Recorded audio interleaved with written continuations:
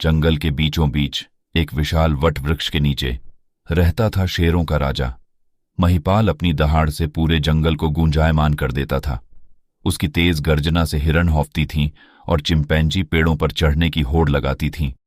लेकिन महिपाल सिर्फ ताकतवर ही नहीं बल्कि एक बुद्धिमान शासक भी था। वो अपने राज्य में शांति बनाए रखता था। एक दिन जंगल में अजीब सी सन्नाटा छा गया। ना चिड़ियों का चहचहाना, ना हिरणों की किलकारी, बस एक अजीब सी खामोशी। महिपाल को ये खामोशी परेशान करने लगी। उसने अपने विश्वस्त बंदर दूत बबलू को जंगल का हाल जानने के लिए भेजा। कुछ देर बाद बबलू हाँफते हुए लौटा और बोला, राजा महिपाल, जंगल में एक अजीब सा जीव आया है।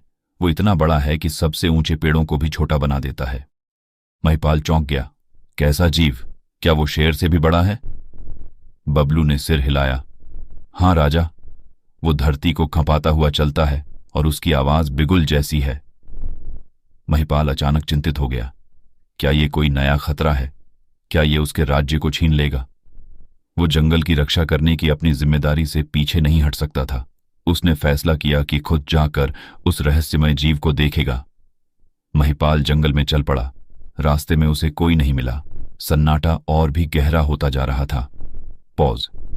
अचानक धरती कांपने लगी और एक तुरही जैसी आवाज गूंज उठी। महिपाल एक विशाल घास के मैदान में पहुंच गया। पॉज। वहां उसने देखा एक अजीब सा जीव खड़ा है। वो इतना बड़ा तो था जितना बबलू ने बताया था, पर वो शेर जैसा खतरनाक नहीं लगता था, बल्कि उसकी आंखों में मासूमियत झलक रही थी। जीव के पास पहुंचकर महिपाल ने पूछा, तुम कौन हो? जंगल में इतनी सन्नाटा क्यों है? जीव ने धीमी आवाज में जवाब दिया, मैं एक हाथी हूं। मेरा नाम मोटू है। मैं अपने झुंड से बिछड़ गया हूं। जंगल मुझे नया लग रहा है, इसलिए मैं डर गया था। महिपाल को समझ में आ गया कि क्या हुआ है। उसने मोटू को समझाया कि जंगल में सन्नाटा इसलिए छा गया था क्योंकि सभी जानवर उसे देखकर डर गए थे।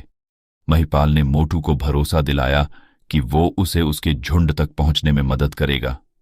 अगले कुछ दिन महिपाल और मोटू जंगल में घूमते रहे।